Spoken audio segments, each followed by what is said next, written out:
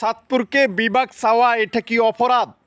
হ্যাঁ, আপনারা কুমিল্লা হলারা আর নোয়াখাইলারা কাড়মাকাড়মি করবেন বিভাগ লইয়া, আর আমরা এত স্মার্ট একটা জেলা চাঁদপুর জেলার মানে বাসিন্দা হইয়া আমরা চাঁদপুরকে বিভাগ দাবি করতে পারতাম না, এটা কি দোষের কিছু?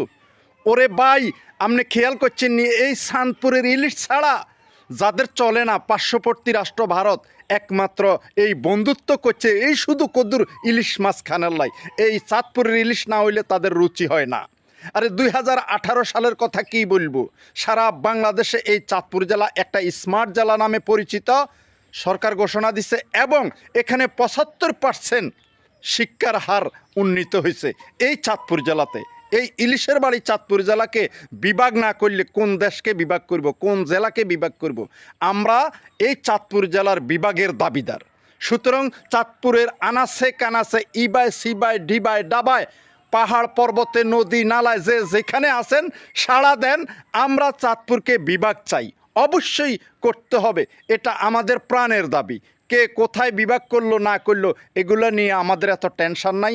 আমাদের এখন টেনশন হলো চাঁদপুরকে আমরা বিভাগ চাই।